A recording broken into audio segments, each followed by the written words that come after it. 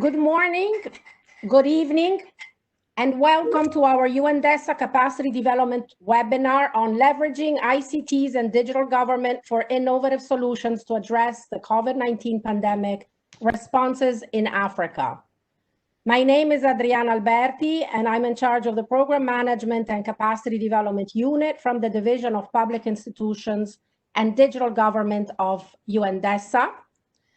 I would like to welcome all our distinguished panelists and speakers, and of course, the audience from the region and from around the world.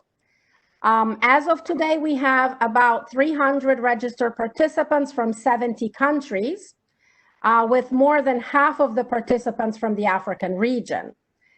We also have a very rich agenda today and a group of excellent speakers. Before we get started, let me go through a few items so that you know how to participate in our event. We would like to make sure that this is an engaging and lively event where we expect many questions from the audience. The webinar will be recorded and live streamed on the UNDESA Facebook page. Participants also have the opportunity to ask questions through a Q&A function on WebEx and also on the chat on Facebook. And we have gathered a number of questions from the registration process that the participants have shared with us. There will also be an online discussion board on UNDESA UNPOG's website to facilitate continued discussion after this webinar. I would also like to inform everyone that the presentations and bios will all be posted on the UNDESA UNPOG website, and also a final report with the key messages. And also please note that you can customize the viewing option by clicking the button on the top right corner of your screen. I would also like to ask our distinguished panelists to remember to unmute themselves when I invite them to speak. I would now like to begin the webinar. This is the second webinar. The first one focused more on the overarching governance challenges, and this one will be focusing more on digital government and innovative solutions. So we will now begin the opening session, and it is my great pleasure to introduce Ms. Maria Francesca Spatolizano. She is the Assistant Secretary General for Policy Coordination and Interagency Affairs of the UN Department of Economic and Social Affairs. She will deliver opening remarks. ASG, Ms. Spatolizano, you have the floor. Thank you, Adriana, and good morning, good afternoon, and good evening to everyone. Mr. Anson Sune of the African Union Development Agency, Mr. Joseph Olubengadada, the Vice President of the African Association for Public Administration and Management in West Africa, and Ms. Christine Sund for Mr. Andrew Ruggiere. She is the Senior Advisor for Africa in the ITU. Excellencies, dear colleagues, ladies and gentlemen, I wish to welcome you to the Capacity Development webinar on leveraging ICT and digital government for innovative solutions to address the COVID-19 pandemic responses in Africa. This webinar will focus on digital government and innovative solutions to address the COVID-19 pandemic. As you know, many countries have effectively deployed ICT and digital government tools to provide services, particularly in the health and education sectors. ICTs are also used to ensure business continuity and to deliver basic services.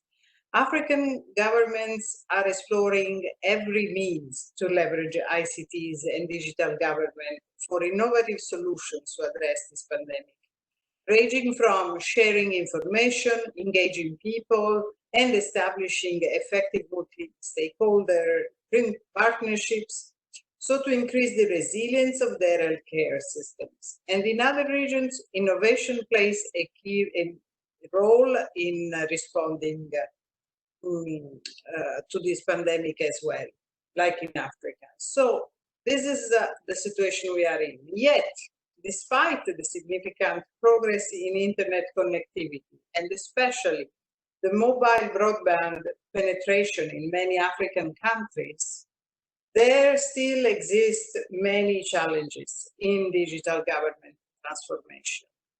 These challenges include digital divides between the rich and the poor, and in particular between the urban and rural regions, low affordability of internet services for low-income groups in the society, lack of digital literacy and skills of citizens, especially in vulnerable groups, and also lack of digital capacity in government institutions. Other significant challenges include how to effectively safeguard cybersecurity and build e-resilience to ensure business continuity for digital services due to the massive surge in online traffic and possible crashes and slowdowns. And another important policy challenge is that of privacy and personal data protection. People are increasingly worried about data breaches and misuse of personal data for unjustified purposes. Now, while these challenges are many, so are the opportunities. African countries can take advantage of the pressure this crisis puts on all of us to review existing laws and regulations to foster ICTs and to promote a digital government-based innovation ecosystem.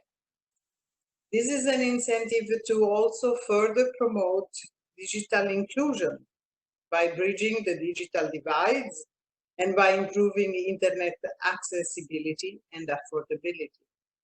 And we can look into how best to protect privacy and personal data by instituting data governance mechanisms and develop digital economy strategies, which in turn can facilitate innovations, foster social inclusion, and accelerate the implementation of the 2030 Agenda for Sustainable Development and the African Union Agenda 2063. Sharing of good practices, strategies, and lessons learned are essential in bolstering government capacities for digital government transformation. Through this webinar, I hope that you will gain new insights on how national governments are leveraging ICTs and digital government to address COVID-19. We at the UN Department of Economic and Social Affairs, DESA, are closely monitoring the economic and social impacts of the crisis, and we stand ready to support member states in pursuing sustainable and resilient recovery from this pandemic. I wish you a fruitful discussion and a successful webinar, and I thank you for your attention. Over to you, Adriana. Thank you very much, ASG Ms. Patolizano, for your insightful opening remarks. I would now like to invite Mr. Anson Sune, and he's the Policy Officer Monitoring and Evaluation of the African Union Development Agency, NEPAD, to deliver his opening remarks. Mr. Nsune, you have the floor, and please unmute yourself. Thank you very much, Adriana. Good morning, good afternoon, good evening, Your Excellencies, distinguished participants and panelists, and everyone else who's participating in this. Let me just say all protocols observed. I'd like to thank the moderator and also the first speaker for providing the context for this discussion today.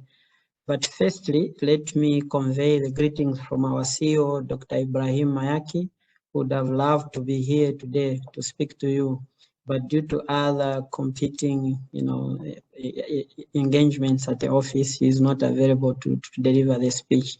Similarly, also our director in the knowledge management and program evaluation, Mr. Tara Kebe. And I think for us is just to convey our thanks as well to the organizers, UN DESA, but also the other participating organizations who have made this possible today.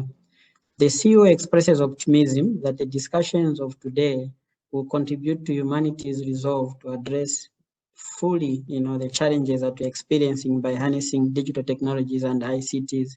As you know, we are living in unprecedented times at this moment with the COVID-19 pandemic. But also for the participants at large, you will be aware that the African Union Development Agency has just been established. So being a convention of the National Planning and Coordination Agency, the famous NEPAD, into a Continental Development Agency. In this reform, which is part of the broader African agenda, we're taking ICTs very seriously in terms of our work. And as per our strategic plan, we make sure that we are incubating innovative programs in various fields. So these include technology, research and development, knowledge management, as well as data and analytics. Now, it is important to note that within this mandate, as AUDA-NEPAD, we've prioritized the establishment of the Centers of Excellence on Technology, Innovation and Digitization, which is aimed to support research, knowledge-driven support to member states. We are fully aligned with the vision of this webinar in the way we deliver our work with the member states and their RECs, and we hope that the discussions of today will truly benefit the different partners and the government in the different sectors where we operate, and that this will also help us to strengthen our evidence-based policy recommendations, as well as capacity strengthening initiatives at a continent level. I would have loved to share a quote by a famous Niccolo Machiavelli, an Italian diplomat and philosopher, but due to limited time, I may not touch on that, but I'll probably just leave it in the notes for people to review at the end of the meeting if it's possible. Ladies and gentlemen, we have come from a series of revolutions, as a global village, to a point where we've moved from using our hands to work to automation. And in this regard, we've leveraged steam and water power, but also transformed our production systems. This has brought so many benefits to the majority of the population. But now we are here at the fourth industrial revolution, which is poised to deliver even more benefits. We're looking at so many technologies that are going to be put in place. So we're talking about artificial intelligence, blockchain technologies, Internet of Things, 3D printing, big data analytics, 5G, robotics, etc. Now, to touch on the few challenges as we try to move on this process, we recognize that this is a process that requires taking into account many aspects. The first major challenge is the issue of infrastructure to ensure that these technologies are available at a cost-effective price for the general population. But also you realize that the other challenge as well is ensuring that we match our skills, because the technology divide is creating this mismatch between the skills development as well as what our universities and colleges can develop. We, however, wish that as we seek to develop an Africa that we want, which is a digitized one, we address these challenges today and many others that have been raised by the first speaker, but also many that will be raised in the discussion. In conclusion, I seek to remind all of us, particularly those from Africa, that the Agenda 2063 goal of well-educated citizens and skills revolution underpinned by science, technology, and innovation is indeed possible. It is in our hands to plan smart, then act smart to address the current crisis. We need to ensure that no crisis of the same nature as we are facing now, or a different one, would probably put us in this same situation in the future. So it is up to us to do all the best we can to save our continent. Thank you very much. Thank you very much, Mr. Nsune, for your insightful opening remarks, and also for highlighting the importance of skills development in science, technology, and innovation. I would now like to invite our next speaker, Mr. Joseph Olugbenga Dada.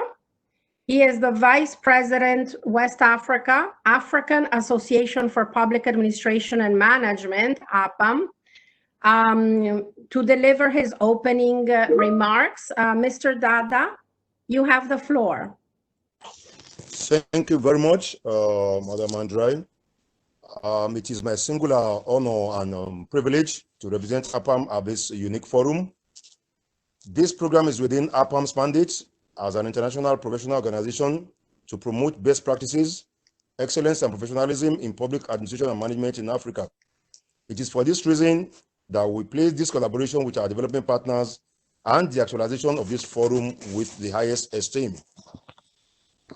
Digital government for innovative solutions. AAPAM believes that improving public sector use of ICT can hugely help make public services more effective and responsive and enhance the interaction between citizens and various public institutions. In line with this, AAPAM has been very vocal in encouraging institutions across Africa to progressively shift their approach to digital public service delivery. In terms of what AAPAM has done, the advent of the COVID-19 pandemic has necessitated a shift of AAPAM's annual programs. Specifically, the AAPAM has capitalized on the opportunity to further develop its digital capacity, expand partnerships with like-minded organizations, and redesign the approach to each program. To this end, AAPAM has embarked on the following, among others. A, constitution of a committee for the fourth industrial revolution in Africa at its executive committee meeting held in Cairo, Egypt on the 1st of December 2019. B, in terms of participating in various programs, AAPAM has participated in the following, among others: the webinar on leveraging public governance and innovative solutions to address COVID-19 pandemic in Africa on 12 May 2020, the African Forum webinar on reopening African public administration, leading, managing, and delivering in time of COVID-19 and beyond in 22nd June 2020, the African Public Service Day celebration and the UN Public Service Day celebration on 22nd and 23rd of June 2020. With respect to concrete plans and commitment from AAPAM, AAPAM plans to undertake the following concrete plans, both at an organizational level and externally in response to the member needs. These include: A, at the organizational level, we have put in place the following measures: improve digital digitalization, developing our website to be hosted on the cloud, strengthening social media presence, among others. Externally, we're hoping to develop massive open online courses. 2, innovative recognition through its Innovative Management Award program, and then continue partnership with like-minded organizations. With respect to capacity building, AAPAM can undertake the following digital government capacity building programs: A, digital capacity building skills for public servants, policy advocacy for digitalization of government institutions, research on best practices, resource center / e-library, and ICT capacity development on gender empowerment.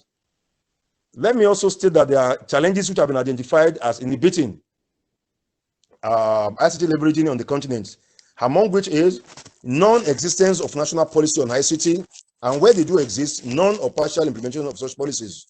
2, limited appreciation of the critical role ICT can play in effective public policy delivery by political office holders, inadequate infrastructure, limited financial capacity, poor collaboration and partnership with private sector organizations. Conclusively, ladies and gentlemen, you will agree with me that ICT and digital government provides the opportunity for citizen engagement, accountability and transparency, and efficiency in service delivery, all critical elements in building strong institutions. It is therefore my hope and belief that the presentations by the experts and deliberations that will follow will help come up with workable solutions that will enable Africa leverage on the potentials of ICT and digital government. On this note, distinguished ladies and gentlemen, once again, on behalf of the entire AAPAM fraternity, I wish you a fruitful deliberations. Thank you and God bless. Thank you very much, Mr. Dadas, for that very rich presentation of the activities that AAPAM is undertaking, and AAPAM is a very valued partner of UNDESA for a very long time. So thank you very much. Now I would like to invite Ms. Christine Sand. She is a senior advisor, and she from the International Telecommunication Union, Regional Director for Africa. She is representing Mr. Andrew Rujeje, who is the Regional Director. And thank you very much for being with us today. Ms. Sand, you have the floor. Please turn on your microphone. Yes, thank you very much. And thank you so much for inviting ITU to this very timely webinar for Africa. And yes, as you mentioned, I'll be delivering some remarks on behalf of our Regional Director, Mr. Andrew Rujeje, who is in Ethiopia today with little internet connection, unfortunately. So ITU provides a regional and international platform where African countries have been participating and interacting with other countries, with telecom, ICT regulators, private sector, regional and international organizations, UN agencies, and academic institutions on all matters digital. And for such digital opportunities to fully materialize, innovative approaches to policy and regulation are more urgently required than ever. And I think we heard some indication of that also from the earlier speakers. And achieving this connectivity for all goals, these goals means finding new ways of reaching out to communities that are not connected. It means reaching places where other basic infrastructure like reliable electricity may not be available. And it also means reaching out to people who struggle with literacy, numeracy, and extending digital skills so that everyone can fully leverage the power of ICTs to improve their lives. And COVID-19 has put a spotlight on connectivity and resilient digital infrastructure, enabling policies and digital skills, and the lack thereof in many cases in the region. So the case for urgency has certainly been made. And inequalities are aggravating the technology and digital divides, creating an even wider gap that threatens to leave already marginalized communities and citizens behind. And in this regard, we see also the 2021 World Telecommunication Development Conference, which will be held for the first time in Africa, in Addis, from the 8th to the 19th November, coming very timely. And the role of the BTTC will be very critical to connecting the next 3.6 billion people around the world. And when we look at ITU's services and product offering in Africa, with our regional office based in Ethiopia, but also area offices in Cameroon, Senegal, and Zimbabwe, we have grouped these under 10 global thematic priority areas where we find digital policy and regulation, digital skills, digital inclusion, infrastructure, cybersecurity, and so forth. And across these different thematic priorities, we have different tools and different platforms like the ITU Academy platforms, which is an online gateway to ITU's capacity development activities. We have ITU Centers of Excellence and Digital Transformation Center networks, which are also very active in the region. And youth engagement is increasingly important in the work across the different thematics areas at ITU. And we have a number of ongoing projects and initiatives that are grouped under our regional initiatives for Africa. And I will mention a few of these as they relate particularly to the discussions here today. We have the ITU UNICEF DIGA initiative in Africa, which aims to connect every school to the internet and every person to information, opportunity, and choice. We have the ITU ILO African Union joint program towards boosting decent jobs and enhancing digital skills for youth in Africa. And we have the African Girls Can Code initiative together with UN Women and other partners, as well as the African Smart Villages initiatives with dedicated country projects, just to name a few. And when we talk about COVID-19 responses, ITU has released a number of different resources that contribute to efforts in the region. And we note that this unprecedented COVID-19 crisis has really accelerated digitalization of many businesses, services, and more people than ever are working teleworking or using video conferencing systems. And also across the world, there is more reliance on these networks, and people have the skills to be able to address these matters in their daily work and in their daily lives. And in Africa, we have been enhancing and accelerating some specific initiatives with partners that we had in place earlier, and we have been able to use these to mitigate the pandemic. And some examples are the SMS messaging for COVID-19 with the WHO, which builds on the Be Healthy, Be Mobile initiative. We have the Smart Villages platform for COVID-19 in Niger, and we have telemedicine activities in Zimbabwe, just to name a few of these initiatives that we're working on with partners. And I will end ITU's intervention here. We have shared some resources also on the website that we hope will be useful and informative. And we are happy to share any additional information on these ongoing and planned initiatives with partners. Thank you very much.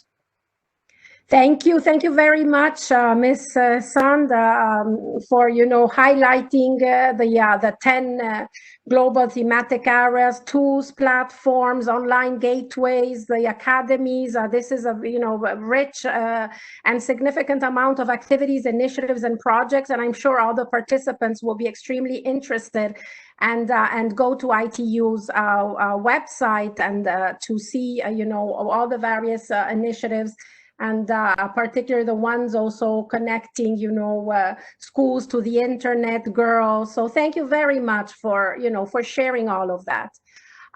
We would now like to conclude the opening session, and we will begin our panel discussion on how different countries faced the crisis and what their experiences are. We also want to hear from the panelists what types of innovative tools and digital government strategies were used to address the COVID-19, and also plans for the post-COVID-19 era, but all of this in the context of effective governance for sustainable development, and how digital government transformation can support effective governance for sustainable development. So it is my pleasure and honor to introduce Mr. Jide Balogun. He is the Special Advisor to the President of the United Nations General Assembly for his remarks. And I would like to ask Mr. Balogun, what policy, institutional, and managerial issues need to be addressed in the public sector in Africa to build back better? And what do you think are the key capacities needed to do so? Mr. Balogun, you have the floor. Thank you very much, Adriana. You knew all along that I'm not an ICT supremo before you extended an invitation to me. But you and I, we've done a lot of work in the area in which I'm going to talk about now.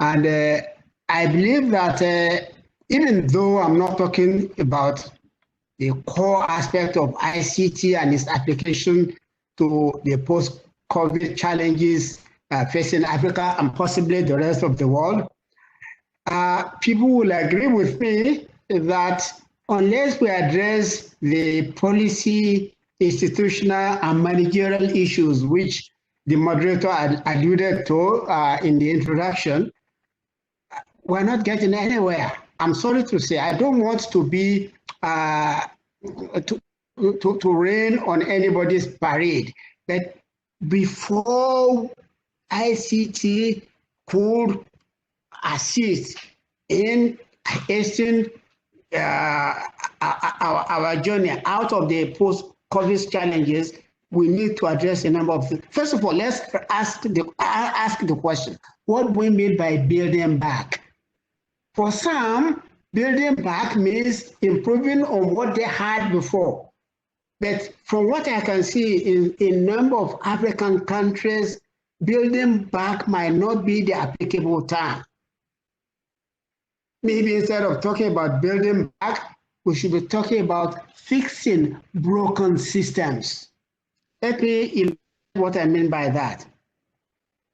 In New York here, where we are, it took them less than a month to construct mobile hospitals here in New York. Turkey, it took the government 45 days to construct and equip hospitals which will serve the needs of victims of COVID-19. Now, compare this with one African country, which will be nameless, where it took 6 years to complete a 6-kilometer stretch of road. And within this 6-year period, 4 ministers changed positions, awarded and re-awarded contracts. Now, what am I saying here? I'm talking about to strengthen institutions which are capable of formulating policy, which are capable of analyzing options, which are capable of implementing or even designing implementation frameworks. Now, unless this attend to this, it will be very difficult for ICT to help us in achieving our objective. So building back better must also be matched with fixing broken solutions. Now, since I do not have a lot of time, let me quickly focus on the priority actions. What needs to be done if we are going to leverage the power of ICT and assist in a quick recovery from the COVID-19 challenges. Number one, the first thing that needs to be done, again, the moderator is fully aware of this because she and I, we've done a lot of work in the area, is restoring citizen trust in government.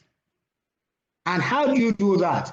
By ensuring that integrity, fight against corruption, fight against institutional capture becomes the core functions of government.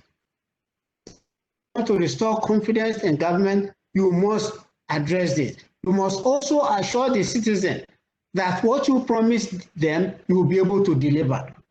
And that leads to accountability in government and in the public service. Now, a number of countries in Africa have made rapid advances, and of course, much deals with advances in the ICT applications by introducing what they call performance contracting. I refer in particular to countries like Kenya, Ethiopia, Botswana, South Africa, Namibia, and a number of other countries like that. Through performance contracting, they change the face of public administration. And if we can do that, I believe that that will also help when we are trying to apply ICT solutions. Then the engineering of processes.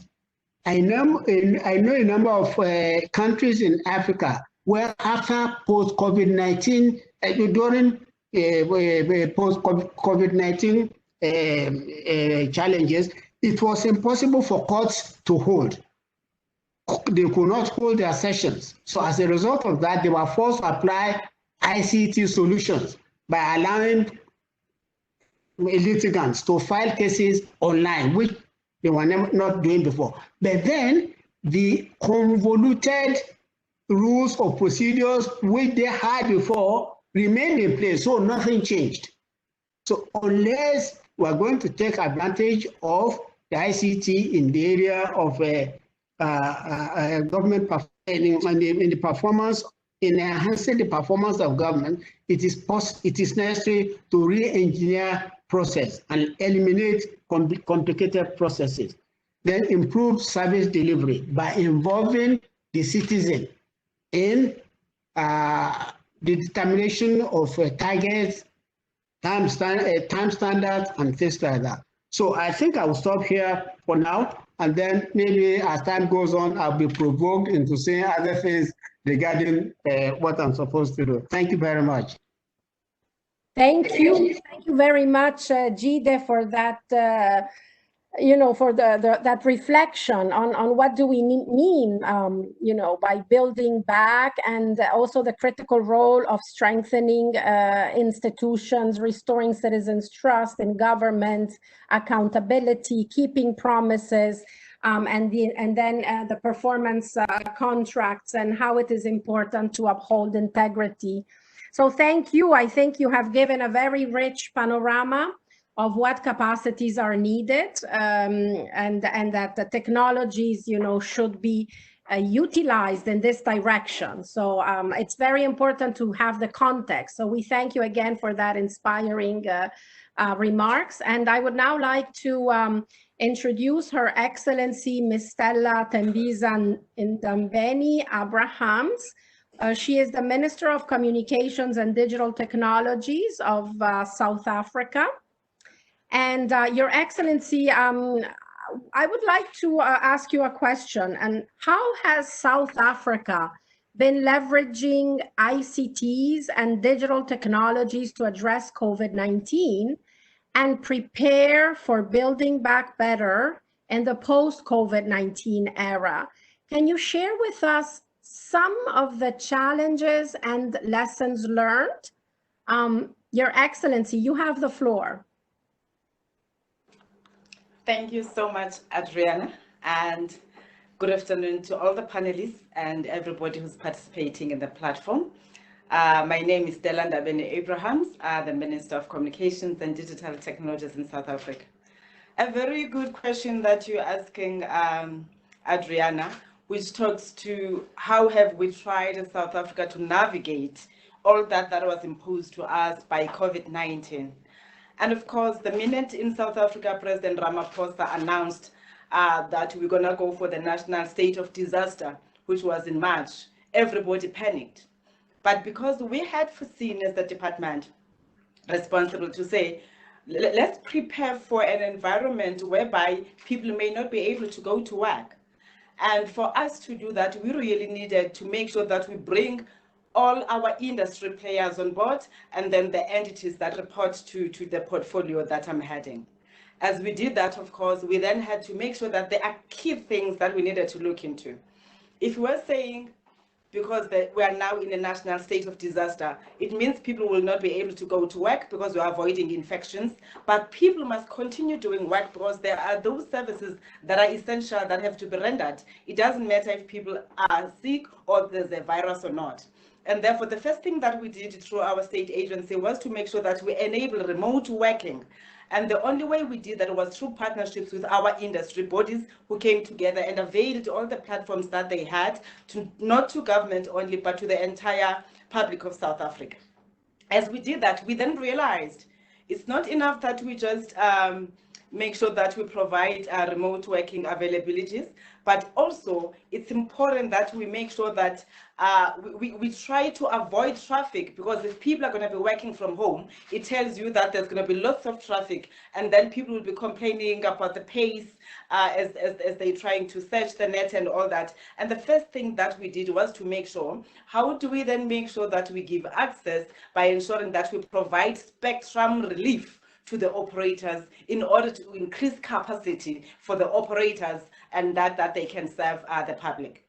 As we do that, we then again realized that we can have we may have licensed spectrum, but if we have not looked into enhancing or ensuring that there's going to be smooth operations in terms of rolling out or fast-tracking the rapid deployment of electronic communication services, we're still going to explore challenges, which is why we then said, let's sign memorandum of understandings with the different spheres of government, the department responsible for local government in South Africa, and the municipalities themselves, to say, let's come together to make sure that we ease the way of deploying infrastructure. And indeed, our public, our industry responded positively as we're doing that.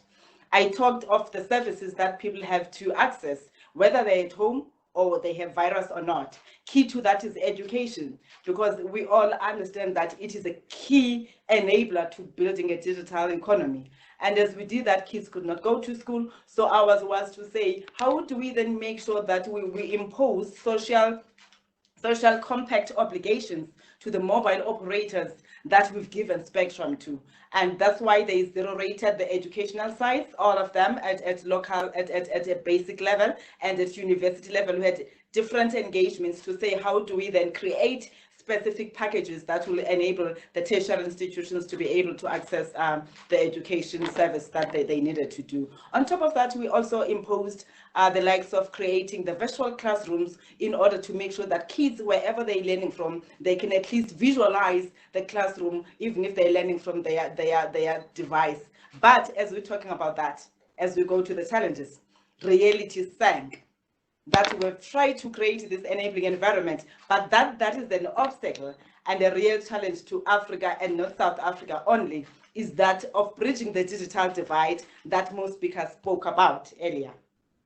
As I say that, we witnessed a situation whereby even those that had access to the technological devices that we're talking about, but they couldn't use them. They were not used at studying online. They were not used at doing work online. Their normal day-to-day was to go to the office and listen to it, and then they can do work.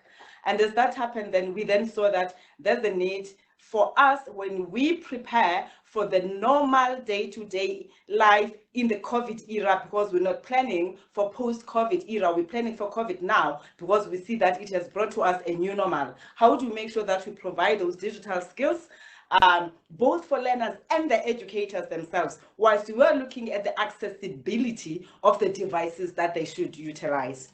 And indeed, as I said, that has been made possible with the strides between government and the operators. We are, as I'm speaking to you now, trying to work with the Department of Education and everybody involved, science and innovation, to say, let's try to come up with a way that will introduce a hybrid model in South Africa, whereby our learners are able to go to classrooms when it's normal, but in a situation where they cannot, and then they will be able to study from home. And that we're in a process of working on. And of course, as we set all these directions I spoke about, we really needed to make sure that we are able to get the work coordinated to see where there are gaps, so that we can immediately intervene as the policymaker if it requires policy interventions. We established a PMO to ensure that we check everything, including through the regulator which licensed the spectrum, to say we've got to track and trace the areas where deployment has been done, so that when we say it's time to go back to normal, and therefore they are able to say these were the sites, and indeed as these were the sites, we're able to then switch off and go back to the process. As you are aware that in South Africa, we're in a process of licensing spectrum as I'm speaking to you now, Adriana. These are the key interventions that we've put on board and the challenges that we've experienced. And of course, key to that is the resourcing of the digital economy that we're talking about. And I'm proud to say, as the department, we are working with other departments to come up with a digital economy master plan that will chart a clear way forward of where South Africa goes to, as informed by the report of the Presidential Commission on the Fourth Industrial Revolution. Thank you so much, Adriana. I would like to pause there. Thank you, Your Excellency. That was a very rich intervention, and thank you for focusing both on opportunities, challenges, digital divides, the key role of education for the digital economy, and also the importance of access to digital devices. And thank you also for sharing what are the next steps of your government. I would now like to introduce our next speaker, Ms. Elizabeth Adongo Olo. She is a senior policy advisor and head of the Office of the Cabinet Secretary of the Ministry of Public Service and Gender of Kenya. And I would like to pose a question, Ms. Olo. What are some of the effective strategies in engaging vulnerable groups and policymaking and ensuring the delivery of essential public services to mitigate the devastating impact of COVID-19? And how do you think that ICTs and frontier technologies can support this endeavor? Ms. Olo, you have the floor. Thank you. Thank you very much. Thank you, our host and partner organizations, Your Excellencies, and my fellow participants. Thank you for inviting me. It's a great honor. And it's good that we're all together in this, in such a time that will mark a big difference. I wanted to pose my question using a case study called Huduma Halisi campaign, which is a campaign that Kenya has been running as a pilot led by UNECA. And the study itself speaks to the question that you have posed. And it fits right well because Kenya has been running it up to the point where we were supposed to be launching it, then COVID did happen. My fellow speakers, this campaign was set during in 2018 when the AU had when AU was looking at the anti-corruption, its theme was winning the fight against corruption, a sustainable path to Africa's transformation. And it looked, and the UNECA program looks at honest public service. And what it did was looking at how, looking at anti-corruption campaign that would look at ensuring public resources are effectively utilized.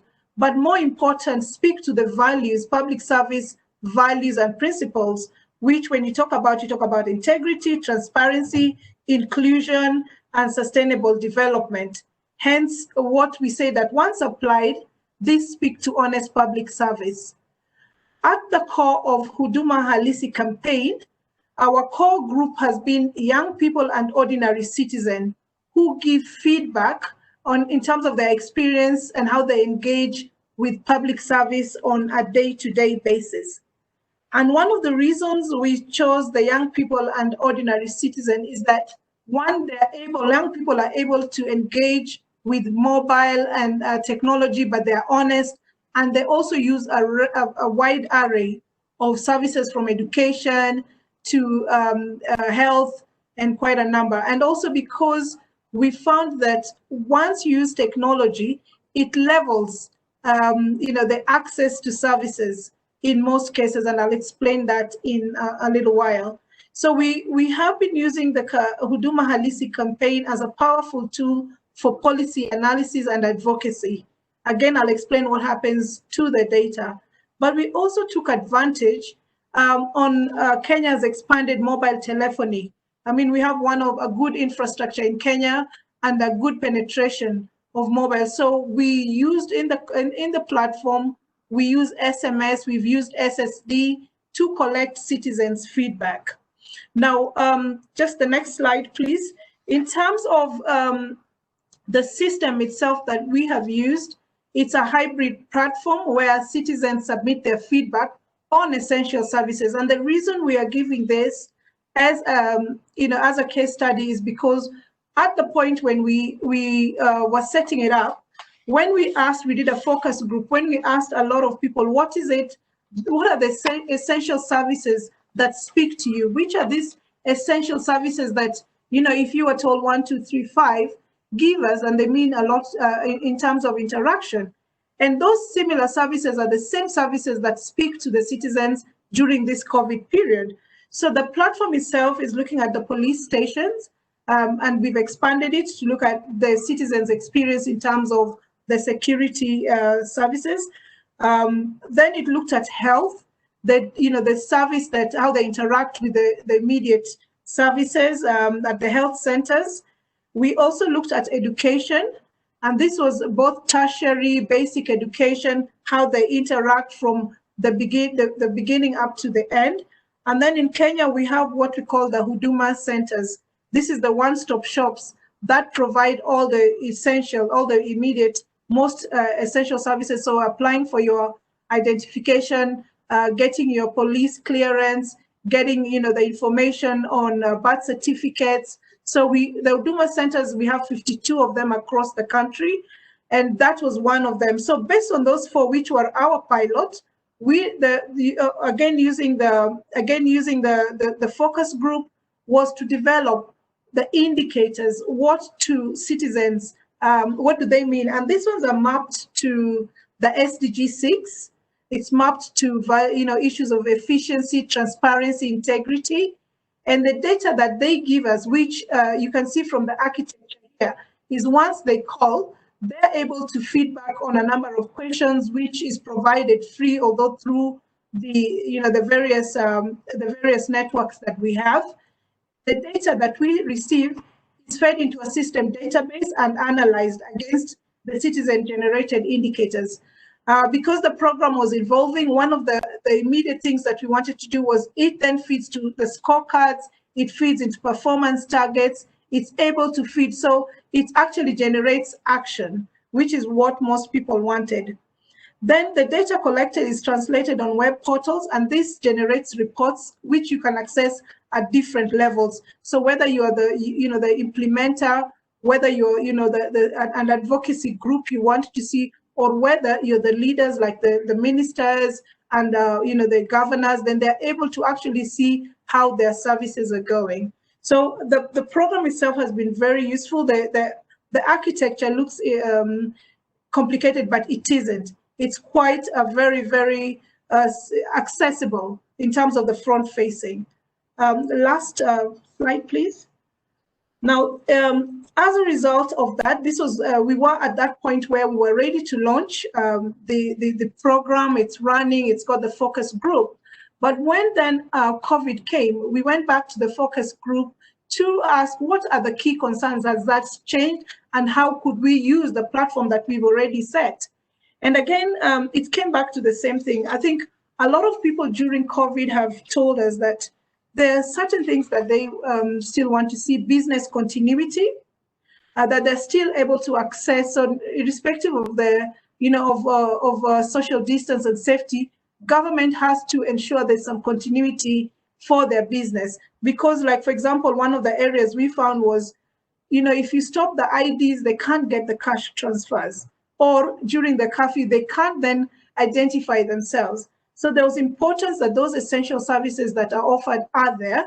But at the same time, one of the emerging things that came and actually made us relook at the program was that a lot of the citizens were concerned in terms of how we are utilizing the resources that have been given towards or channeled towards COVID-19. Because a lot of countries have spent, especially Kenya. So we saw a lot of citizens through social media platform, our advocacy groups asking, yes, we have spent this amount of money in PPEs, on face masks, on cash transfer. Are they reaching the beneficiaries? And the second bullet talks about, then the second concern was then COVID bringing, clawing back some of the rights that citizens have. Because of the crisis, you have to make decisions fast. So was there, they identified a real risk of opaqueness in decision making, masked as the need to make quick decision. And that has been very frustrating. And also because, for example, in Kenya, public participation is in our constitution, but most of the stuff was done through, physical presence. And therefore, a lot of these things to do with public participation was being clawed back because of social distance. So again, how do you then deal and turn these issues in a way that you could then make sure citizens are engaged in the decisions that are being made? And therefore, and again, also some of the measures that were being brought, do they have the buy-in of the community? And therefore, we saw the campaign itself, and we're looking at the architecture of it, so that the citizen feedback happens in real time. Because, and that's what our architecture opens. It does give you, you're able to make decisions in real time. You're also able to measure levels and efficacy of your service delivery. So through that, we've put indicators like, have masks been available, sanitizers, were they offered when you went onto the public service? And one of the ones that we are now looking at, and also looking at speaking with partners, is how can citizens be involved in tracking the resource utilization? So that you can see from the point where World Bank or IMF or any partner or the National Bank has done has given masks, and how does it then lead to service delivery? I thank you so much, and I look forward to continued conversation on this. Asante. Thank you very much, Ms. Olu. That was, very comprehensive presentation, and thank you for also highlighting the importance of values and principles, because sometimes, in discussions about digital government, one goes directly into, what are the best tools, but we should always remember what are the values and principles. And honest public servants and honest public service are at the core. And of course, the principles of leaving no one behind, integration, innovation, intergenerational equity, as spelled out also in the 2030 agenda, and which is also aligned with the agenda for Africa. So I really thank you for that, also for highlighting feedback, focus groups, and citizen-centric services. And I also want to congratulate you, and because you know that the Huduma, the Kenya project, won the United Nations Public Service Awards in 2015 under the category of improving delivery of public services. So it is really, encouraging and refreshing to see how that initiative has evolved over the past few years. And I am sure that if participants want to learn more about this initiative, there is information both on the UNDESA website when they won, but there has been so much advancements lately that I'm sure they can find more information also on your website, on the Kenya government's website. So for all participants that are interested in this very innovative initiative, I invite everyone to go to your website. So thank you again for that insightful presentation. I now have the pleasure and honor to introduce my colleague, Mr. Vincenzo Acquaro. He is the chief of the digital government branch of the Division for Public Institutions and Digital Government of the UN Department of Economic and Social Affairs. And I would like to ask Mr. Acquaro, based on the current national experiences, how can governments improve their digital government strategies during and after the COVID-19 crisis?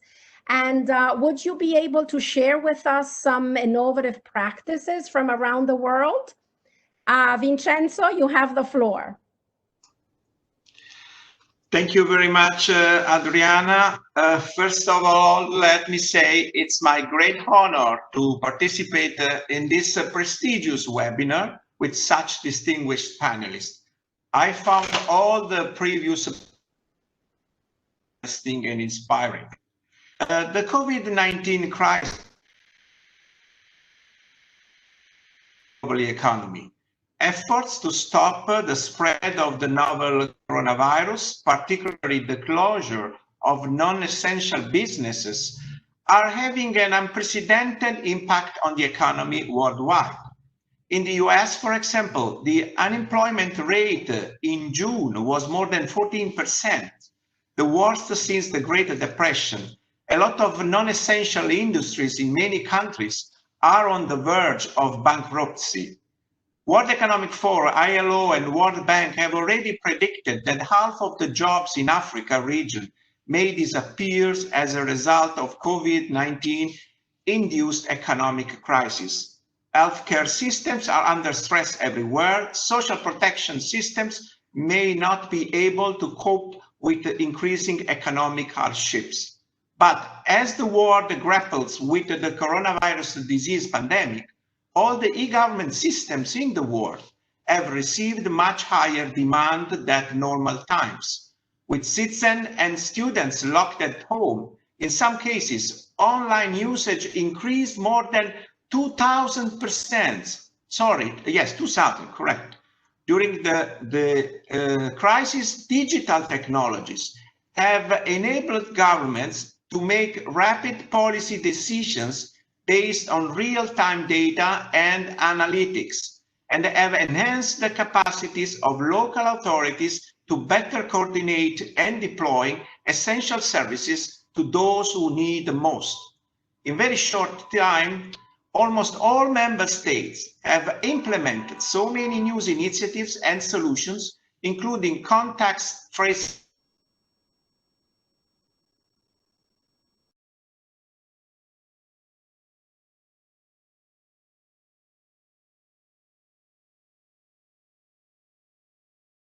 and dedicated COVID.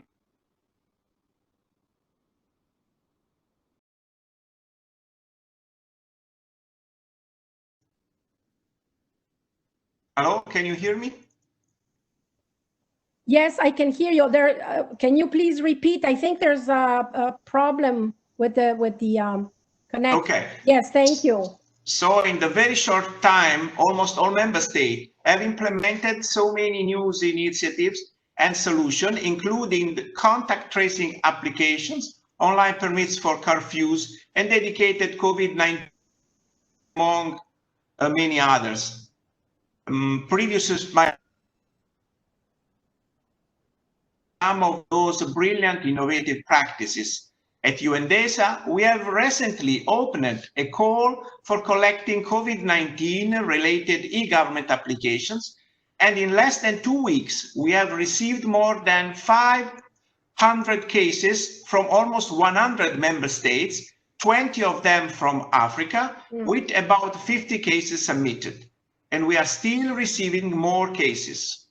These collective practices have been grouped into the following categories: information sharing, e-participation, e-health, e-services for supply chain and social inclusion, e-businesses, e-commerce, e-learning, solution for smart working. These cases include dedicated COVID-19 portals, hackathon with non-government institutions, e-services for supply of medical goods, and of course, tracking and tracing application. Some are very innovative, especially by using combined advanced technologies such as artificial intelligence, mobile sensors and devices, big data. Others are more process-oriented or policy-oriented. Many governments have further intensified the use of social media to connect with people. Some also have partnered with the influencer to disseminate accurate information about the COVID-19 outbreak and to counter harmful misinformations. There has been also a focus on engaging with youth and children who are very vulnerable to fake news and hate speeches and might suffer the most from the burden the COVID-19 crisis put on well-being. A special addendum of COVID-19 response will be included in the forthcoming 2020 United Nations e-government survey. It's our flagship publication covering in more detail the topics here introduced. The survey will be launched at global level on the 10th of July. Ladies and gentlemen, we are experiencing years of digital transformation in a few months. Most of the e-government systems cope very well with the increased demand, but some countries do not so advanced on digital transformation had showed their fragility in terms of connectivity, accessibility, affordability, and more in digital divide. Let's not forget that still almost half of the world population is offline, most of them still in Africa. As the Assistant Secretary General, Ms. Pastolisano, said in the opening, the COVID-19 pandemic underscored the urgency in bridging digital divide. Without prompt action, there is of layering more the current barriers to digital inclusion on top of existing obstacles to development. Leaving no one behind should be the core leading principle for recovery and for sustainable development. In looking towards post-COVID-19 support for developing countries, digital transformation must be leveraged for these countries as well as for underserved group of people so that the recovery efforts build an inclusive digital platform that would accelerate progress for all. But policymakers need to further work together at national, regional, and global level, even when the crisis is over. One big risk about the future is that without the targeted measures and international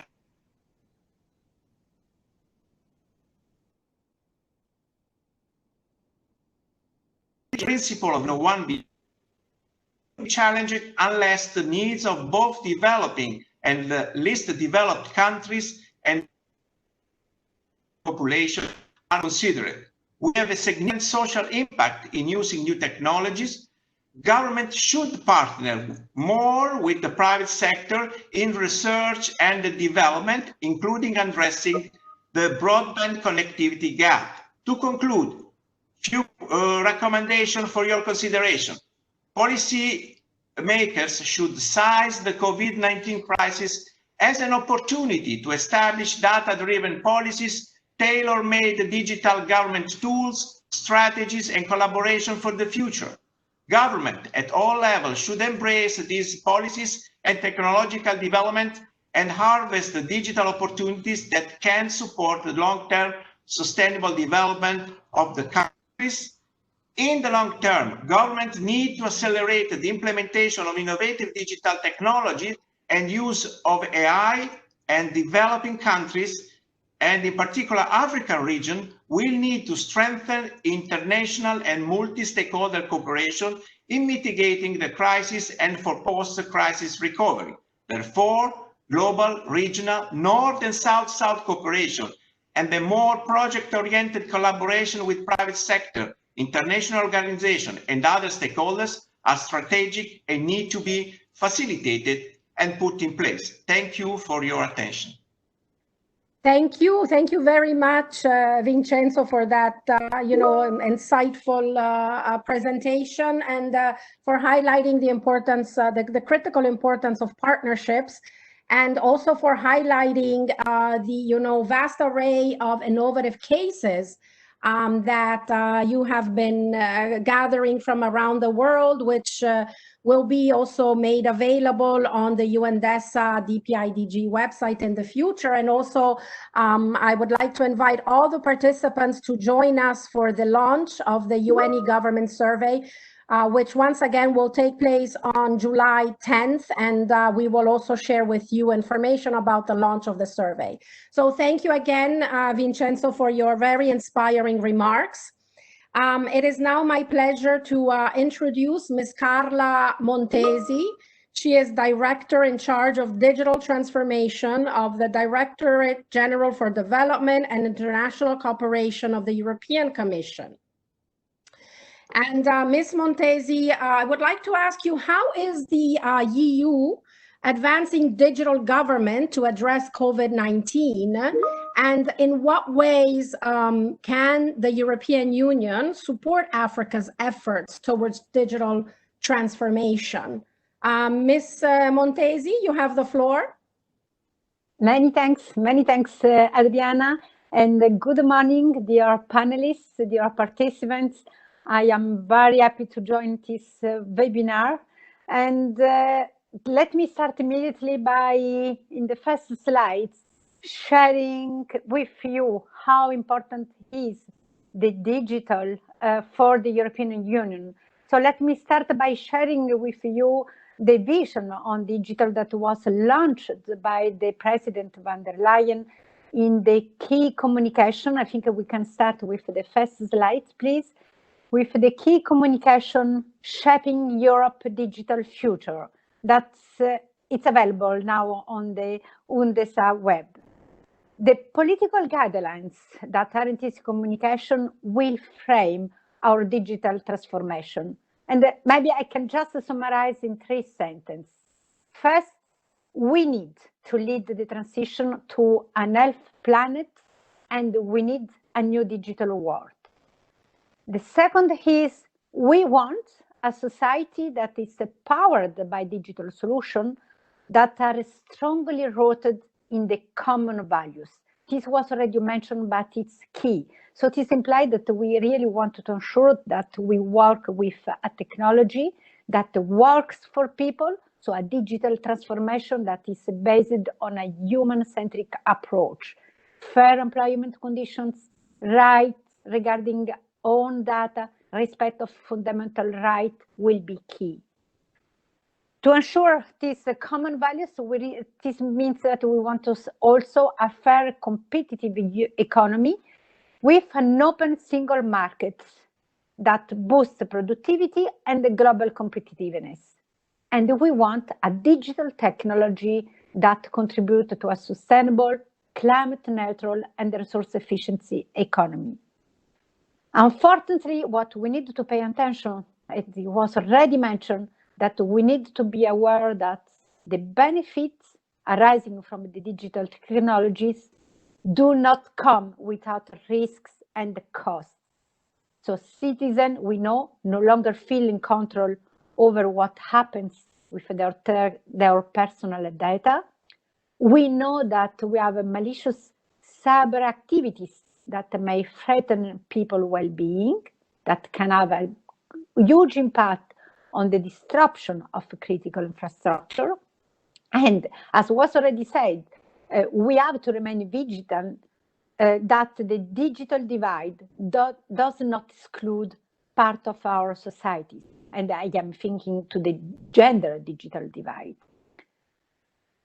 Next slide, please. To answer to your question, Adriana, I think we have a clear example. It was all mentioned by the previous intervenant, so I will not repeat, but we have a clear example on how digital was crucial in the response of an immediate reaction to the COVID crisis. Let's just think about the data that were fundamental, about the information on the spread of the virus, that was crucial for establishing a reporting system, that was crucial for preparing informed response measure. But as was already mentioned, we need to think on the impact that we had for the social distancing measures that have required digital solution for people to work remotely, for students or pupils to continue to do e-learning for their education. And also, I have to say, in Europe, the continuation of the economic activities is largely dependent on the digital connectivity and on the e-service. So we all know, I will not deepen even more this point because it was really clear in all the previous intervention. Now, going to what you said, what Europe has done facing this crisis, let me say that Europe, with a Team Europe approach, this implies institutions plus member states, plus development financing, plus development agency, we have pledged 36 billion euro to support our partners in facing the emergency. This was a support, of course, that given an answer to the health sector, but also to the economy, to face the economic crisis, but also to the digital. Just to give it to you an example on the digital, we are setting a platform that we call the D4D Hub, together with member states, development agency, and the tech companies to finance, to support initiative on connectivity, on e-health, on skills and entrepreneurship, and also on access to finance. If I can give a small example, concrete example, it was we are supporting, for example, the regional surveillance and the monitoring system for COVID-19 in the IGAD region. So this action we support IGAD and its countries in establishing a regional surveillance and the monitoring system. We are also supporting 9 countries in e-health and the connectivity for education in the East and Southern Africa regions. Just to mention only 2 of some concrete examples.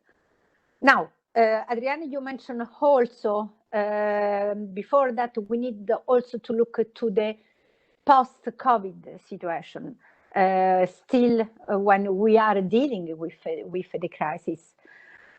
We are to think to the after. We have to think to the recovery, and it was already mentioned how we can ensure that we build back better. And let me say that the European Commission has taken a strong position on this. We have proposed a recovery plan for Europe, but that take into account also the support to our partner countries, where we foreseen investment in digital transformation. And this recovery plan, it's clear mentioned, we want a recovery, but a recovery that will be a green recovery, a digital recovery, a just and a resilience recovery. And this key engagement were fully translated into the proposal into our financial proposal. So in the proposal that was made 2 weeks ago, that was called the Next Generation EU, we have foreseen 715 billion to boost in the next 2 years our European Union budget, with new financing raised on the financial market, and we have proposed a reinforced long-term budget for Europe, but also for our support to the partner countries. Thank you. Thank you very much. Let me just say, to reach this ambition, we have to work all together, and we have a long-term perspective on this. Over to you, Adriana. Many thanks. Thank you. Thank you very much for, again, that very rich presentation and sharing the vision of the European Union and also initiatives and next steps. And again, I also invite all participants to visit, the European Union's website, where you will find a lot of interesting information on what the EU is doing. It is now my pleasure to introduce Ms. Hye Yoon Kim. She is the Senior Vice President of National Information Society Agency, NIA, of the Republic of Korea. And I would like to ask the following question. What are some of the key strategies that would allow governments to mobilize and deploy ICTs and digital government services during the various stages of COVID-19, including the preparation for the post-COVID-19 era? Could you please share with us some innovative practices from Korea? Ms. Kim, you have the floor. Thank you very much, Adriana. It's nice to be with you and share what we are doing. Since COVID-19 is creating very fast and exponentially, we expect this webinar give us insights from successes and lessons from failures by sharing experiences. As you can see in the first slide, I would say we have established a strategic test, trace, treat system where ICT and digital government services are put together. We highly recognize that early detection and early response is the key to preventing a pandemic. We have developed promptly the testing kits based on AI technology. In the stage of screening and diagnosis, Korea uses smart quarantine information system, which has access to data on entrance from countries affected by COVID-19. In addition, we have increased the efficiency of testing with walk-through screening center and drive-through station.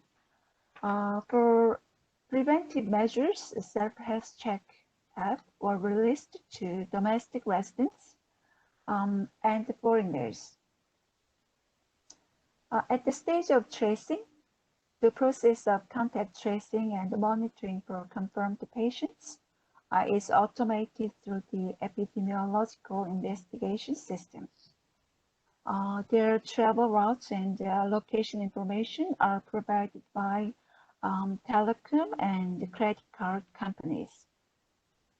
We have legal basis for sharing personal information for emergency response based on infectious disease control and prevention law. For a systematic management of confirmed patients, we need to allocate efficiently medical resources. We have grouped the COVID-19 confirmed patients into severe and mild non-symptom cases. The patients with mild or non-symptom cases are admitted to community treatment centers. As for severe case patients, they are transferred to negative pressure rooms for intensive care in hospitals. These are efficiently allocated through the patient resource management system. As you can see in the second slide, I can tell you that transparency and the communication are the other important issues.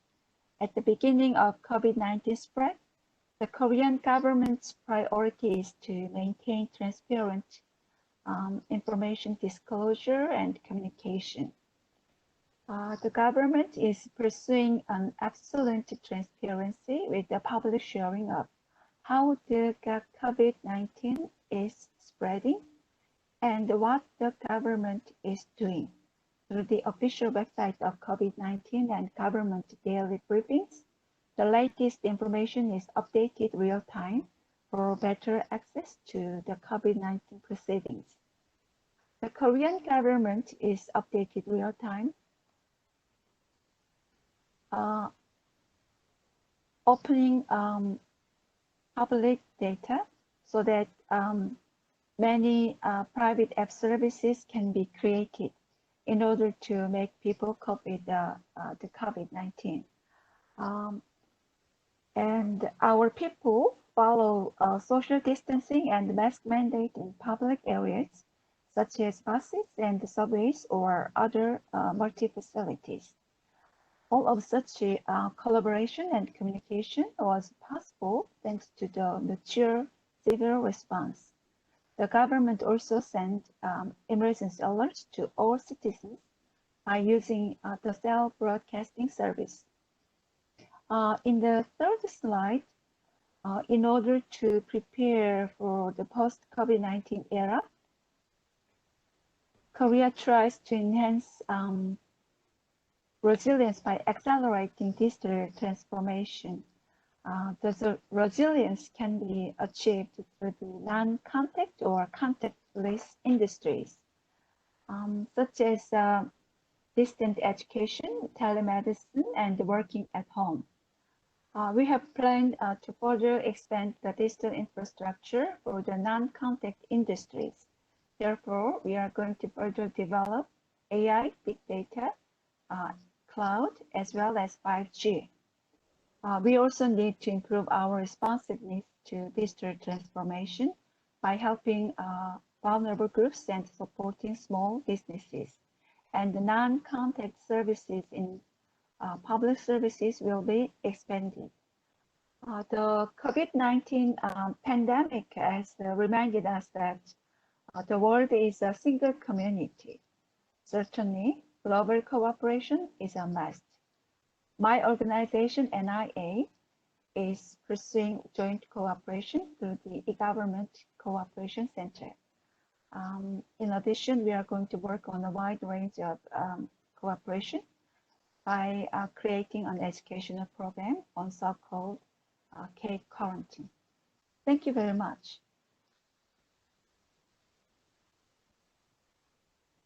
Thank you, Ms. Kim, very much for highlighting, all the work that your organization NIA is doing, and also how it's reaching out through global cooperation. I thank you for those insightful remarks. We are running a little bit late. I would like to give the floor now to Mr. Sang-Yi Lau. He is the Senior Executive Vice President of Tencent from China. And I would like to ask you, Mr. Lau, how can the ICT business sector effectively contribute to government efforts in the fight against COVID-19 and building back better in the post-COVID-19 era? We heard already from our previous speakers how important it is that governments work together with the private sector. Therefore, I would like to give you the floor, Mr. Lau. Thank you, Madam Chairlady. The tsunami-like onset of COVID-19 has engulfed unprepared public health system globally in a most unprecedented manner. In fact, early on, just like many pandemics in the past, focus was on medical treatment and mass prevention. And today, additional focus is also being channeled towards the restorations of the economy, for humanity now has new access to digital tools which have helped to turn the tide. Initially, spiking numbers of confirmed cases and shortage of medical resources were critical problems in a huge geography such as China. The power of ICT deployed together have directly contributed to the containment of the pandemic. Using technologies from Tencent as a case study, we have helped improve medical efficiency, saving medical resources, and accelerating medical research. For example, CT machines utilizing artificial intelligence technologies by Tencent are employed throughout Hubei province. Reading a CT image used to take up to 15 minutes, but now with AI technology, it enables a pattern recognition in 2 seconds and outputs reference for diagnosis in just a minute. Every second counts, greatly in a pandemic situation. To save medical resources, Tencent also open source the COVID-19 self-triage assistant globally. That's a program that's being utilized by hundreds of millions of people today for self-assessments about potential symptoms, empowering people's decision to go to hospital or self-quarantine. And this helps prevent unnecessary congestions in many types of medical facilities. And finally, in the space of medical research, Tencent Cloud provides computing resources to vaccine development programs to expedite research progress. And in all the examples that I mentioned above, both time and medical resources were saved. Now, digital technology also played a mission-critical role in mobilizing the entire society to contain further outbreaks, enabling millions of people to become more agile and quickly react to any potential threats. That was a key ingredient to prevent a tragedy from escalating to the tragedies of the common. Now, this was done firstly by keeping the public well informed in a timely manner by releasing factual information and a strong response to fake news and rumors. Secondly, Chinese public sector has also successfully adopted real-time digital technology in the front line in ensuring a unified national standard for gatherings of data. And finally, many of China's earliest digital platforms for matching demand and supply of materials indispensable to the containment of the outbreak were voluntarily and publicly created. Numerous chat groups were created on WeChat, and some for purchasing daily necessity goods for their neighbors, and even some assisted with the entry or exit management of residential communities. So we can see that through all the various types of digital tools, people are better empowered to practice social distancing, performing self-checks, and making necessary day-to-day purchases. And all these efforts have resulted in a less disruptive daily livelihood. In the long haul, digital technology is leading the way to establishing a more resilient society. Saving life was crucial, but ensuring no disruptions in the livelihoods of the public, I think, is equally important. New infrastructure, new business culture, and new business model will transform all sectors of the economy as traditional industry will be forced to digitalize eminently. The industrial internet as we know it today will be a powerful strategic tool to help small, medium enterprises to sustain their business model in a post-pandemic world. Now, the catering industry is a great example of agility in creating a new business model.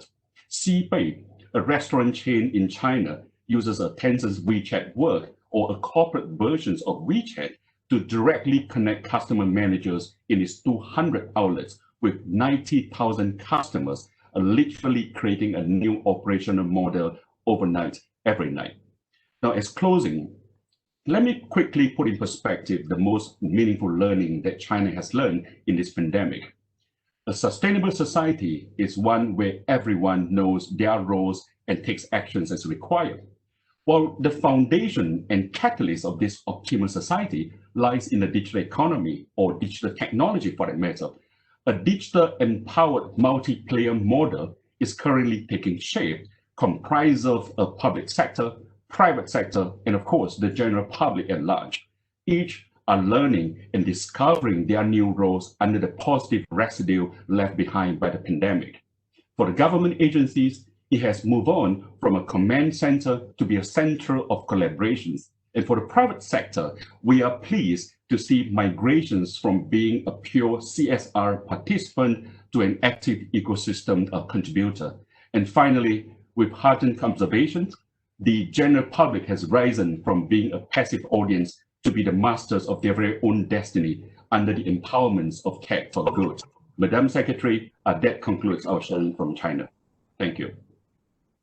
Thank you. Thank you very much, Mr. Lau, for your presentation, and especially, for these very key messages that you have highlighted, particularly on the importance of a more collaborative approach in government, and also the critical role that all people play in containing the spread, and also in what's going to be the post-COVID-19 era, assuming a much more proactive role, so social responsibility combined with collaboration. Thank you very much.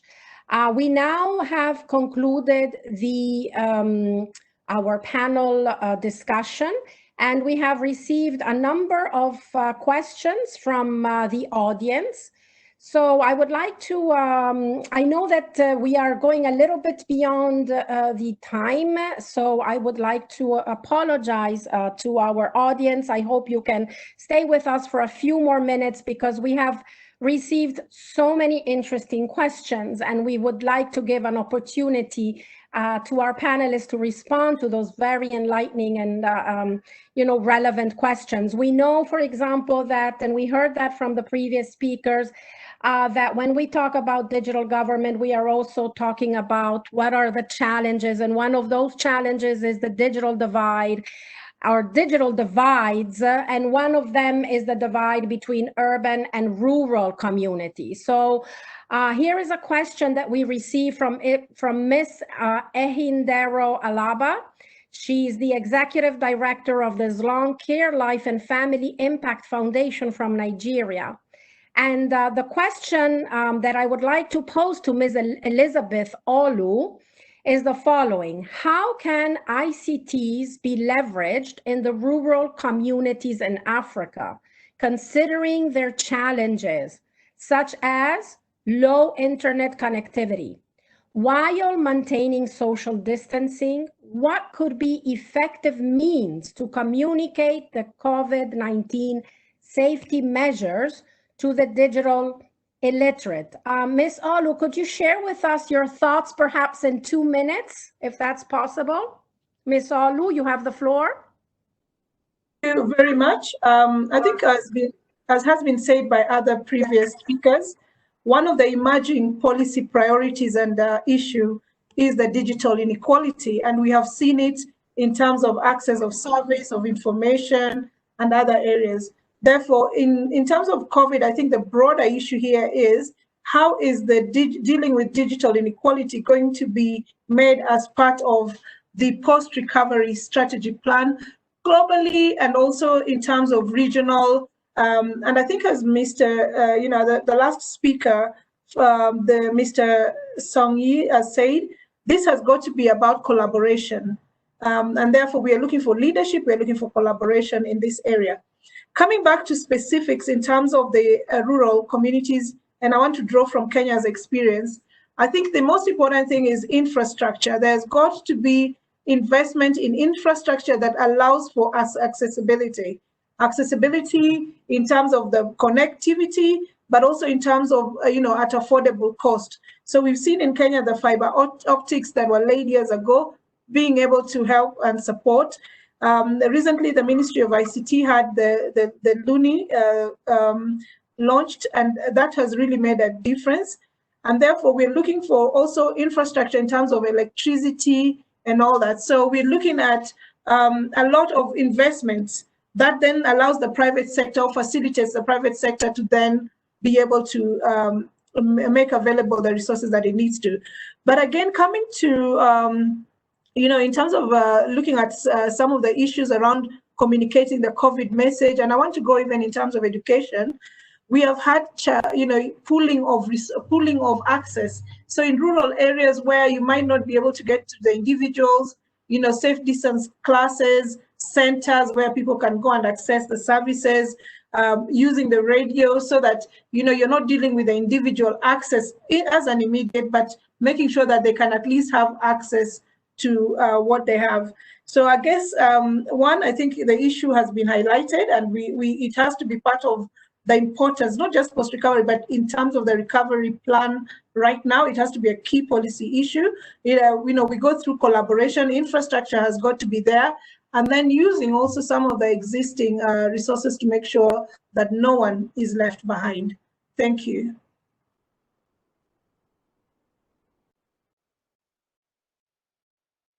Thank you very much, and also for that, very brief comment. So now we would like to ask another relevant question that came from the audience, and this one is from Mr. Sang-Yi Lau. The question is from Mr. Shokruk Avazov. He's a researcher at the Yonsei University in the Republic of Korea. So the question is, what strategies could help to promote effective public-private partnerships to promote digital government solutions in combating COVID-19 pandemic in Africa? Mr. Lau, could you provide your insights in 2 minutes, please? Sure, 2 minutes will be. Well, in any complex issue, I think there's no simple silver bullets kind of solutions. But however, challenges of complexity in nature can often be untangled by firstly asking the right critical questions that reflects the real needs on the ground. And in our opinion, the right question to ask in this context would probably be, A, how do we encourage policymakers to move from a traditional role of command center to become the center of collaborations? And B, how do we further inculcate the culture of entrepreneurship to relentlessly build a digital infrastructure that would become the platform where future digital economy could be anchored upon? And finally, how do we transform the day-to-day habits of 1.3 billion people living in 54 countries in the continent as resourcefully rich as Africa to become a digital native? China implemented the Internet Plus national policy way back in 2015, with years of significant investments in building a nationwide digital infrastructure, and they have actually paved a strong foundation, not just for a consumer and industrial internet sector's development, but laying a very solid knowledge for digital government policies or solutions today.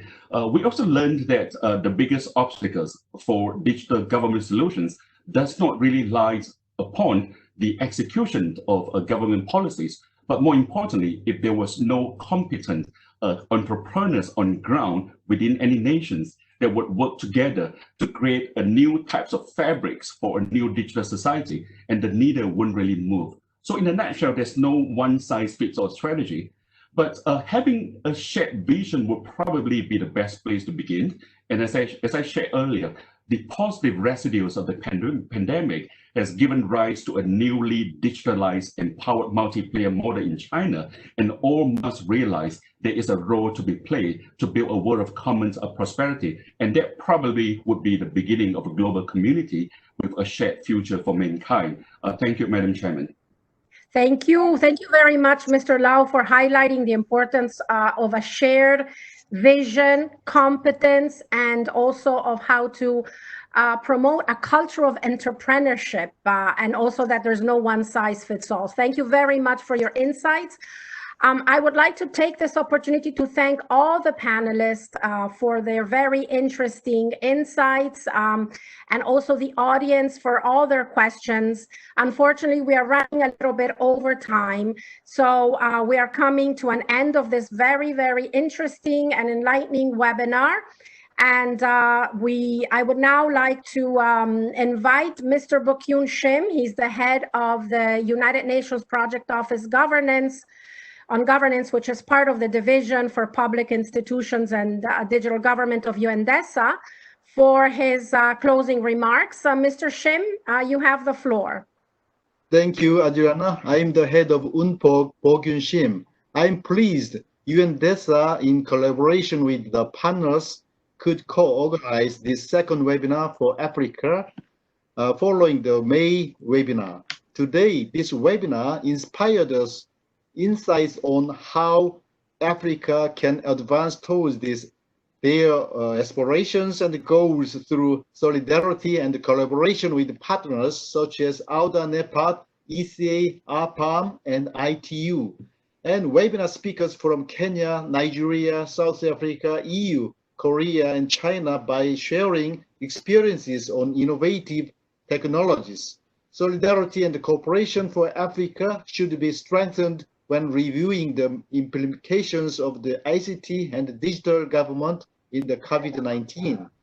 First, this webinar made it clear that innovative technologies, including data analytics and digital government, have played a crucial role in fighting the COVID-19.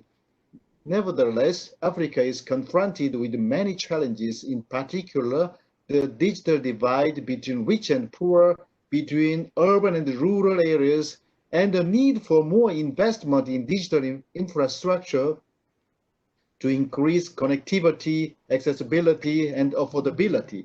While exploring innovative solutions to address the crisis, Africa must take a leap by promoting the ICT and the digital government. Second, the potential of innovative technology can't be leveraged without voluntary cooperation of the people, trust of the people. Only when people voluntarily comply with hygiene and health guidelines, including social distancing, can they be effective. Voluntary actions can be ensured through continuous dialogue between government and the people. Through this webinar, encouraged Africa to prepare for the upcoming paradigm shift. The non-face-to-face online culture has advanced faster than we expected due to the COVID-19. Demand for accelerating digital transformation will increase at a significant pace. For example, tele-education, telemedicine, telecommuting, and e-commerce are rapidly changing our day-to-day lives. There is an urgency for digital transformation in all fields. Effective data governance should also be established. Fourth, innovative technology, which requires vast investment, can't be exploited for low-income countries. In addition, the COVID-19 has dealt a serious blow to the African economy. Building partnerships with the private sector is being embraced in Africa. Meanwhile, global partnerships need to be strengthened. I believe this webinar will enhance the innovative capacity of Africa for building back better by leveraging the ICT and the digital government. I hope that today's webinar will not end here and that the communication will continue through questions and answers on the online discussion board on UNPOC's website. I give the floor back to Adriana. Thank you. Thank you. Thank you very much, Mr. Shim, for those insightful remarks. We have now concluded the webinar, and I would like to thank all the panelists for their time and their thoughtful interventions. I also want to thank all the participants who are connected today to this webinar. We have about 80 countries, I believe so, that are connected. We hope that the webinar was insightful and that you will also participate in our upcoming webinars and activities. We would also like to hear from you on the webinar. We will be sending an evaluation survey to hear your comments, inputs, and also future topics that you would like to address in these webinars. Our next webinar on leveraging public governance and spearheading innovative solutions to address COVID-19 will take place on 28 July, and it will focus on the Arab region, and we hope to also see you there. So once again, thank you very much, and also thank you for staying a little bit over the time. And we now conclude our session. And once again, warm round of applause for our wonderful panelists and speakers. Thank you, and have a very good day and evening. Thank you very much. Bye-bye.